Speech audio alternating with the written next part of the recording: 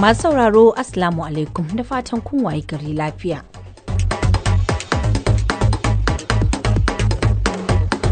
To a cikin shirin za ku ji cewar wasu rahotannin farko a game da abin da ya haddasa hatsarin karamin jirgin kasar na a Portugal ya gano cewa igiyar da ke hada ta raguna biyu ta jirgin kasance ta tsinke. Shugaba Trump ya bayyana damuwa akan yiwuwar kasancewar wasu daga cikin Isra'ila wanda har yanzu ke tsare a hannun Hamas a Gaza a raye. A Najeriya wasu mayakan Boko Haram sun kai hari wani gari da ke karamar hukumar Bama inda suka kashe akalla mutum 63 ciki har da sojoji 5.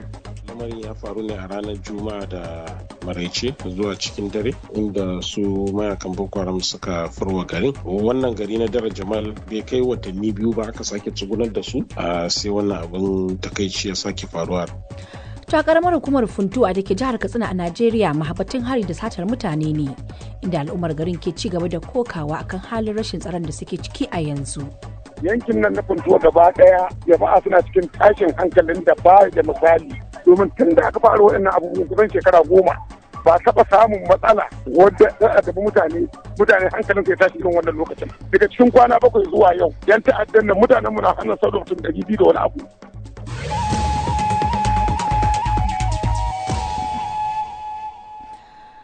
Ta filinmu na taɓa kiɗi taɓa karatu ne yau za mu kawo muku da tattaunawar da aka yi ne akan wani taron ƙarawa juna sani tsakanin 'yan majalisun dokokin Birtaniya da na Najeriya da aka yi a London. To amma kafin mu shiga cikin shirin bar na karanto labaran duniya suna na Aisha Sharif Babba. Wata sanarwar farko a game da abin da ya haddasa hatsarin karamin jirgin ƙasar na a Portugal ya gano cewa igiyar da ke haɗa ta raguna biyu ta jirgin ƙasan ce ta tsinke. Mutum 16 ne suka rasa ransu bayan da jirgin ya yi hadari a Lisbon a ranar Laraba. Ofishin da ke kula da harkokin sufuri a Portugal ya ce sai da aka tabbatar da lafiyar karamin jirgin kasan da safiyar ranar da abin da zai faru.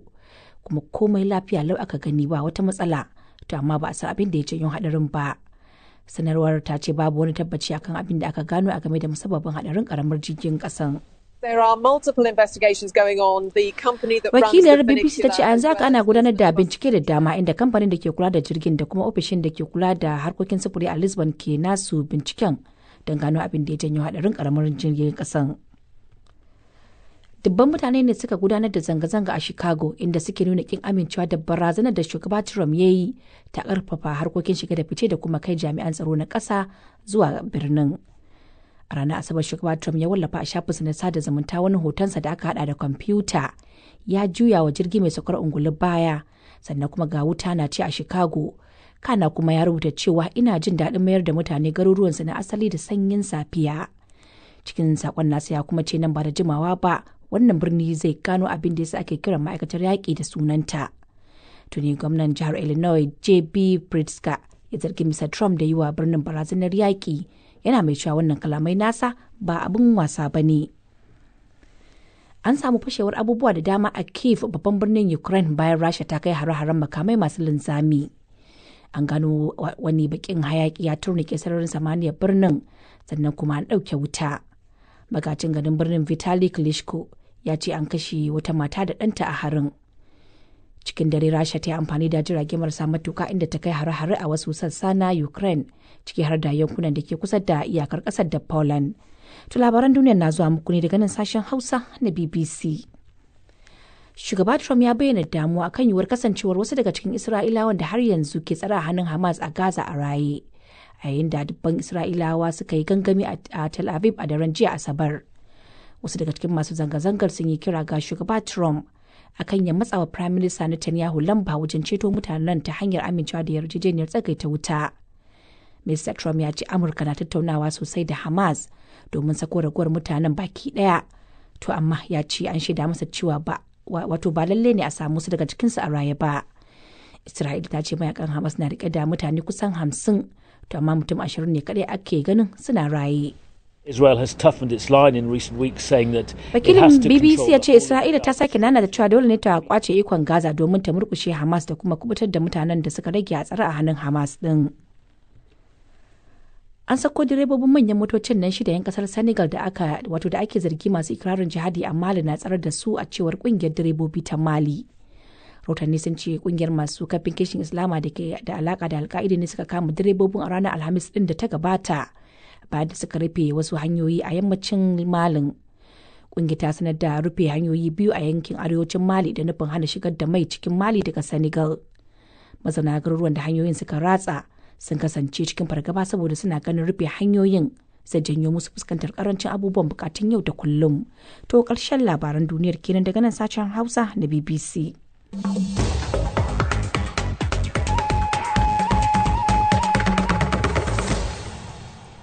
To madalla yanzu kuma sai rahotannin da muke dauke da su cikin shirin, kuma kamar yadda watakil wasu suka ji a cikin labaran duniya.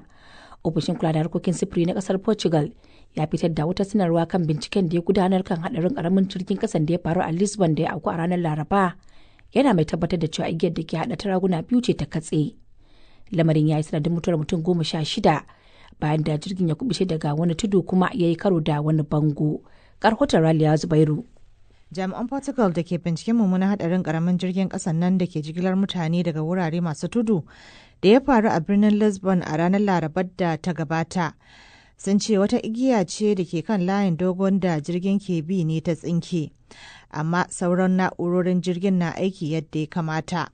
Ofishin kula da harkokin sufuri na kasar Portugal ya ce sai da aka duba lafiyar jirgin da safiyar ranar da hadarin ya faru, sai dai babu cikakken bayani akan ko birki mai sarrafa kansa ya yi aiki kamar yadda aka tsara idan birkin farko ya gaza a lokacin da al'amarin ya faru. Sanarwar ta kara da cewa har yanzu ba a cimma matsaya mai inganci ba akan abin da ya janyo hadarin jirgin. Ana dai sa ran fitar da rahoton farko cikin kwanaki 45 masu zuwa. 'Yan sanda sun ce 'yan kasar Portugal 5 ne suka mutu tare da 'yan Birtaniya 3 da wasu 'yan Koriya ta kudu 2 da kuma 'yan Kanada 2. Sauran sun hada da wani Ba'amurke da ɗan ƙasar Ukraine da kuma wani Bafaranshi da ɗan ƙasar Switzerland. An dai kera ƙaramin jirgin ƙasan ne mai shekaru 140 ya yi tafiya zuwa yankuna masu tudu a birnin Lisbon. Kuma jirgin wani muhimmin nau'in sufuri ne ga mazauna birnin Lisbon, kuma masu yawon bude ido na son amfani da shi. A gaida Raliya Zubairu da rahoton da ta haɗa mana.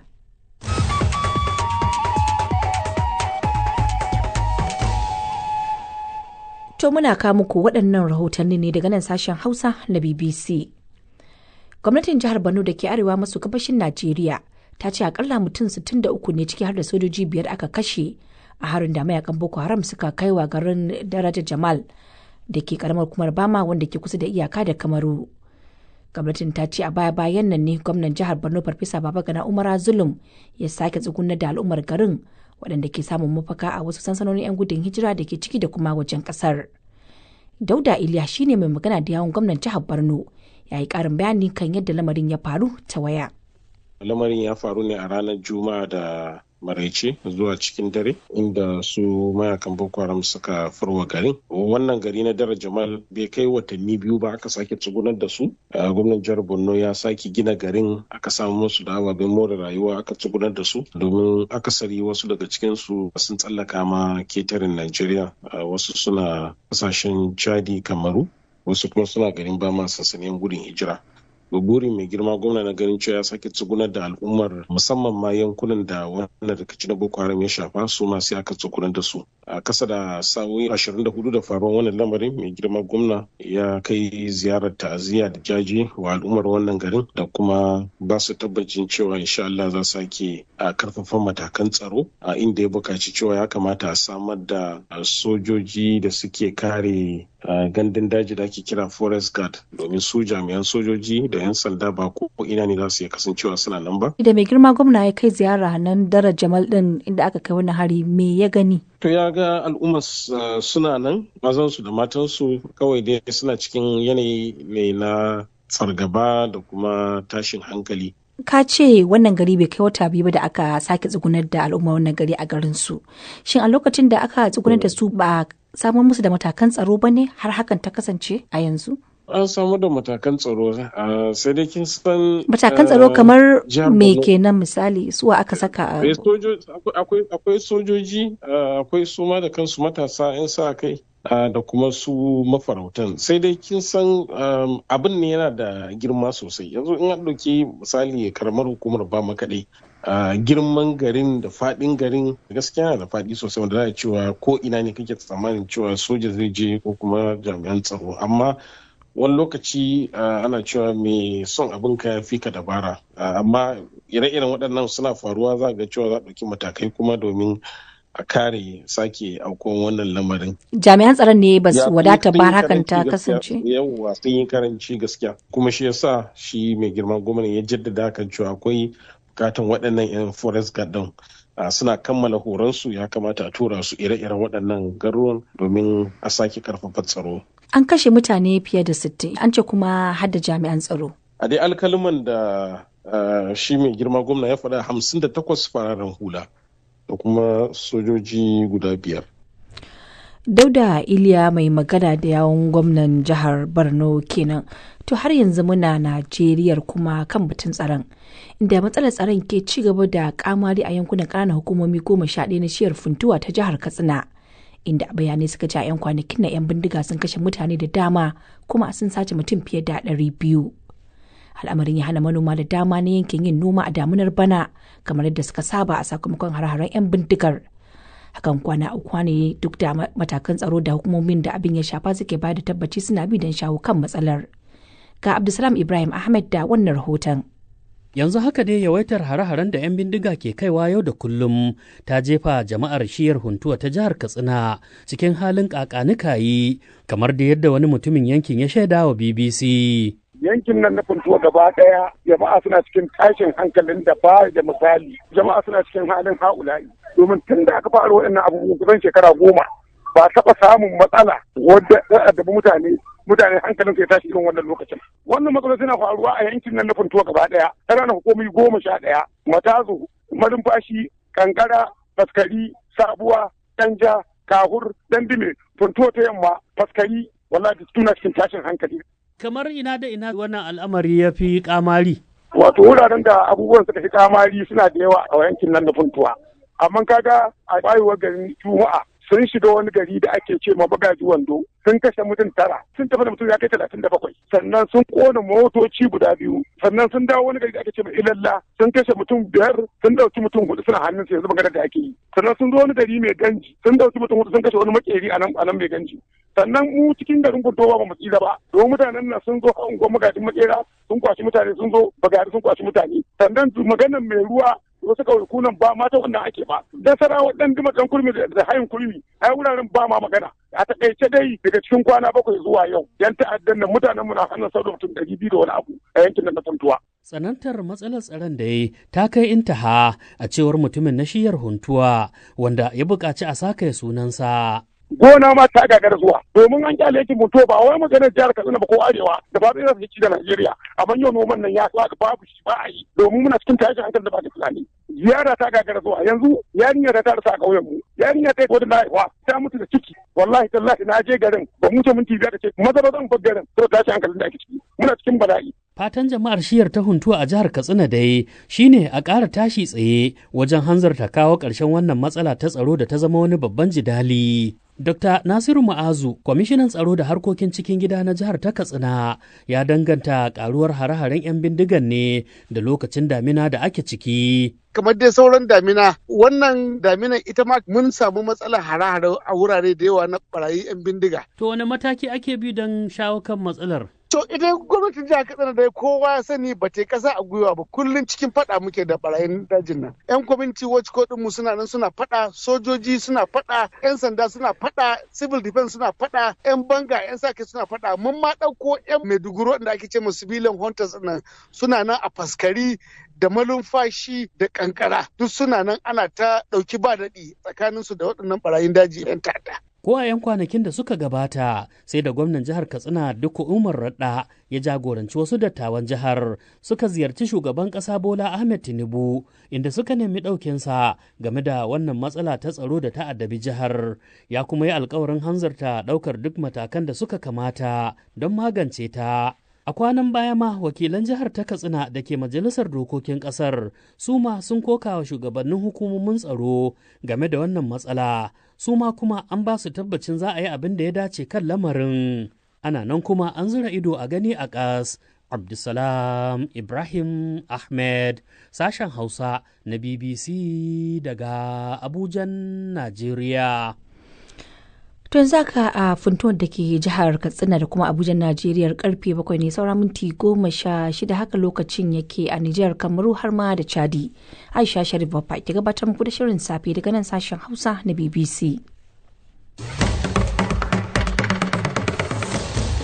To a cikin shirin kun ji cewar an sako direbobin manyan motocin nan 6 'yan kasar Senegal da ake zargi masu ikirarin jihadi a Mali na tsare da su a cewar kungiyar direbobi ta Mali.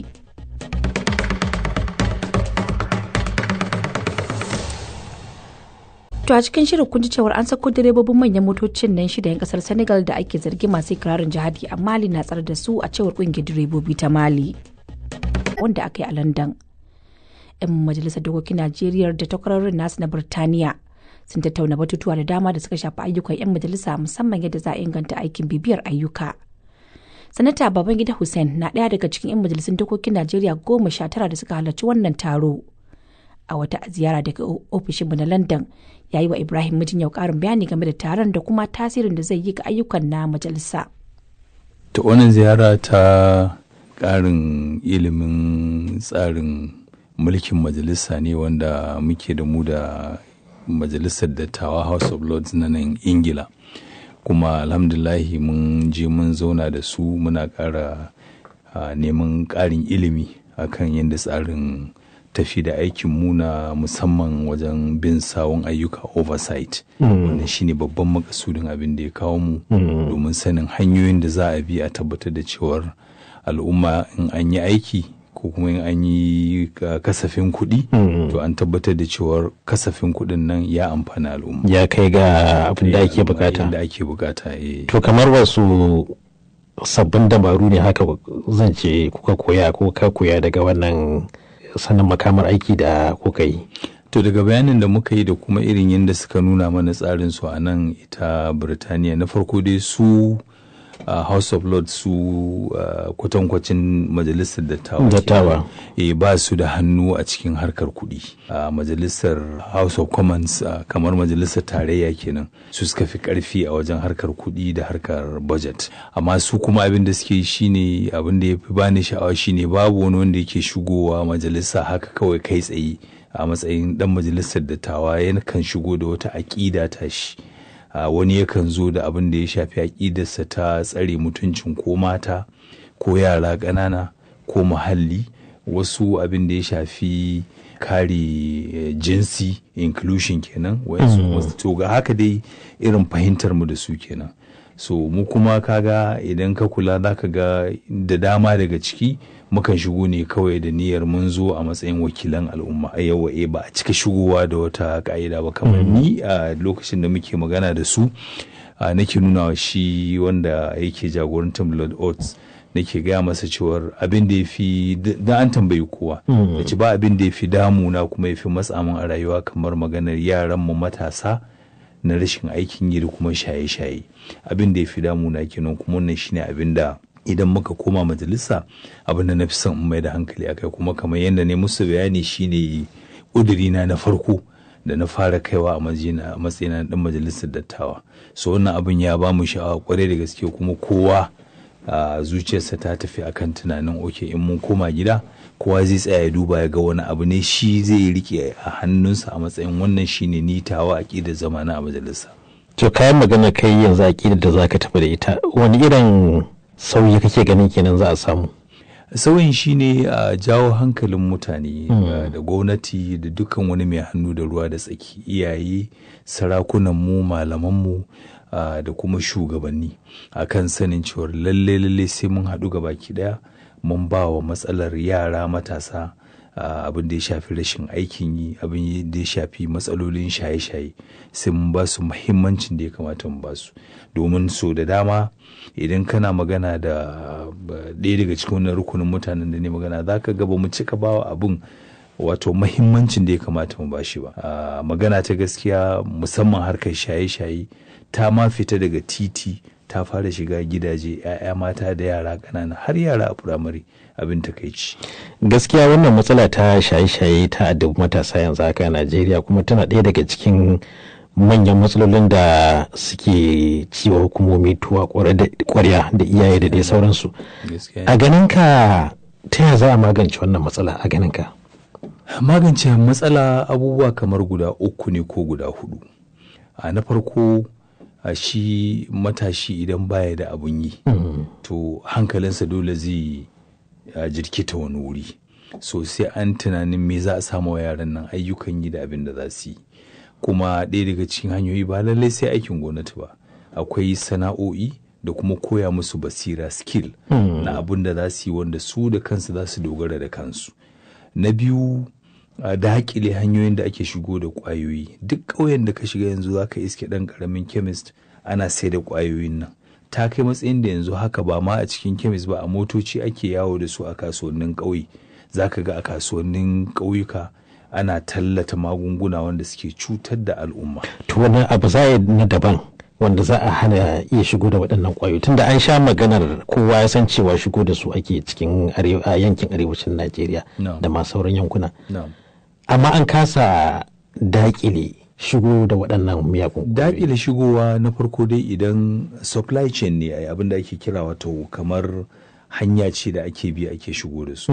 Inda duk ka sare wannan hanyar, kuma ɗaya daga cikin abin da ni kullum nake yanzu ba aiki kenan ba a yi buwal in ana yi ma ba ta hanyar da ya kamata a yi ba ne ba. Zan ba da misali, yanzu makotanmu na ƙasar Nijar yawancin duk ƙwayoyin nan ta nan ake shigo da su, musamman a yankin arewa maso yamma inda nake shugabantar kwamitin wannan hanyoyin da ake shigo da su ba abu ne mai wahala ba mu rinka magana da 'yan uwanmu na Nijar akan mu san hanyoyin da za mu tare mu hana shigo da wayannan ƙwayoyi. Na farko kenan. Na biyu, ma'aikatanmu da iyaye da shugabanni musamman sarakuna. Duk unguwar da ka je akwai mai unguwa, akwai dagaci, akwai hakimi. Wannan hanya ce da muke da ita musamman a arewa mai kyau da za mu yi amfani da ita wajen sa ido akan irin waɗanda suke kawo nan mugayen ƙwayoyi kuma suke sayar da su. An san su ba ɓoyayyu ba ne ba. Duk wani mai unguwa da ka sani ko wani dagaci ko hakimi ya san ɓata gari da suke a cikin wannan yanki nashi, kuma idan muka yi amfani da wannan damar za mu iya magana. Saboda haka ba wai aiki ba ne kawai na jami'an tsaro kenan. Dole sai an haɗa da baki da hannu da sarakuna, shugabannin gargajiya da malamai da iyaye. To amma a ganin ka su yanzu sarakunan da kamar shugabannin al'umma ba su san suna da ruwa da tsaki a wannan al'amuran ba ne, me yasa kake ganin kamar abin yana da karuwa ba a samun raguwar abin? Kamar yadda ka sani, magana ta farko dai samo wa yaran nan abun yi. In har aka ce yaro yana zaune a gida baya da abun yi, dama dole tunaninsa zai tafi kan wani abu. Kuma ga wannan matsala ta zamani da muka shigo ta waya da take a hannu, yara suna ganin abubuwa, yara suna magana a tsakaninsu. So abin da ni nake magana shine kowa yana bakin kokarin sa kamar yadda ka sani, iyaye na yi, malamai na yi, sarakuna na yi. To amma a samu tsari ne da za a zauna a yadda cewar misali kamar kowace unguwa ko kowace gunduma si tsarin kamar kwamiti na sa ido akan al'amarin matasa. Kowane wurin aka ce akwai wannan, in aka samu kuma ba wai kyama ake yi ba, don yin mutum yana shan kwaya ku ba kyamarsa ake ba, jawo shi ake a jiki, a wayar masa da kai san illar abin da yake, kuma a yi rehabilitating din shi, kana a mai da shi cikin al'umma, a integrating ɗinsa cikin al'umma. Wa'annan duk hanyoyi ne da muka bi su zai rage mana matuƙa, domin in har ba mu sa ido akan masu kawo miyagun ƙwayoyin nan ba suna sayarwa, to babu dalilin bayan da za ka yi ka hana wato yaranmu su samu damar samunsu. Bayan ma a gwamnatance, a matsayina na wakilin al'umma, a matsayina na kuma wanda abin nan ya shafi al'ummata, to zan ba shi muhimmanci kwarai da gaske. Za mu ƙara zaburar da iyayenmu sarakuna da malamanmu da dukkan wani mai hannu da ruwa da tsaki akan lalle wannan abu ne da simin tashi da aka yi. Idan muka dawo a bangaren aikinka na majalisa, ayyukan da kuke na majalisa, akwai hukumar nan ta ci gaban yankin arewa maso yamma. Kai kake shugabantar wannan hukuma, menene kuka sa a gaba yanzu?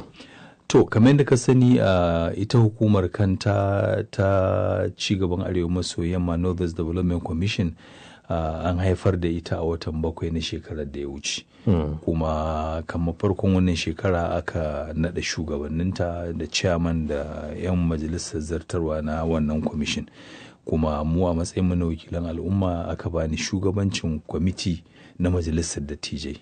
So alhamdulahi duka waɗannan abubuwa muna godiya kwarai da gaske ga shugaban ƙasa Bola Ahmed Tinubu domin wannan dabara su ce da basira sa ya kafa wayannan commissions na arewa maso yamma, arewa ta tsakiya, kudu maso kudu da kudu maso yamma da kudu maso gabas. Wannan duk an yi ne domin ƙara zaburar da al'umma wajen kawo ci gaba, domin magana gaskiya abubuwa sun taɓarɓare kwarai da gaske wajen harkokin ci musamman arewa maso yamma. Arewa maso yamma mai al'umma kusan miliyan 49 da ɗori. Kowa ya san matsalolin da muke fama da su, matsalolin harkar tsaro, matsalolin harkar ruwan sha, harkar almajirci, harkar rashin aikin yi, harkar taɓarɓarewar noma da kiwo, ga sunan dai. Mataimakin majalisa Barau Jibril daga Kano ta Arewa shi ya jagoranci yin wannan doka, kuma alhamdulillah har aka kai ga nasara. To daga lokacin da aka kafa ta zuwa yanzu kamar yadda ne maka bayani, akwai board, akwai management. Mu kuma kwanan nan ma mun zagaya mun je da su, mun zagaya mun kai wa gononi ziyara, domin gononi su ne jagororin al'umma kuma su ne shugabannin al'umma. Daga wajen su za a iya sanin matsaloli da kowace jiha take da shi. Kamar yadda ka sani jihohin nan guda 7 na arewa maso yamma bukatunsu da matsalolinsu ba ɗaya bane ba.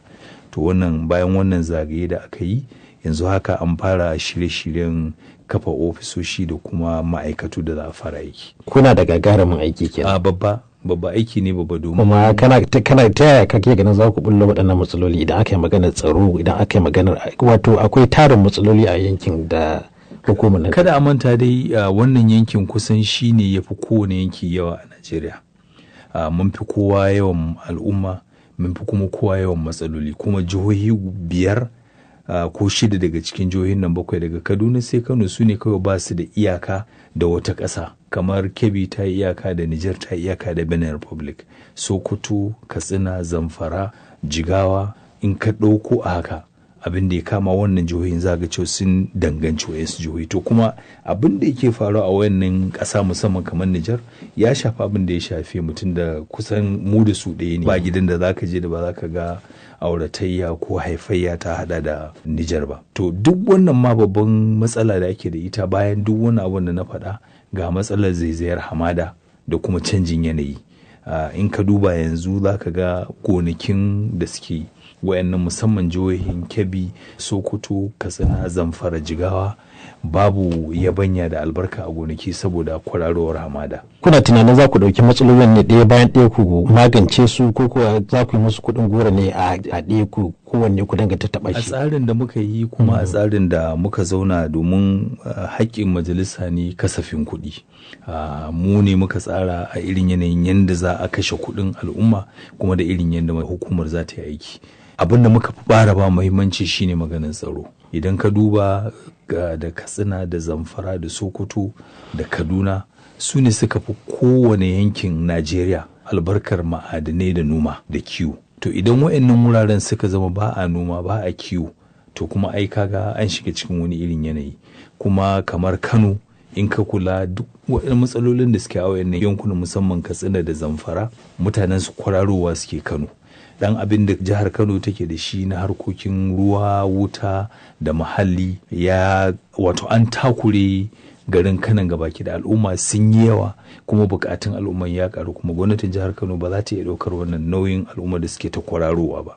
So don haka abin da muka fara bawa muhimmanci kuma wanda muka bashi wato kuɗi mai kauri shine abin da ya shafi harkar tsaro. Me za mu iya yi wajen tallafawa jami'an tsaro wajen ƙara taimaka musu da kayan aiki yawa, domin su samu su yi aikinsu kuma a sami nasara wajen dakile wannan matsalar harkar tsaro.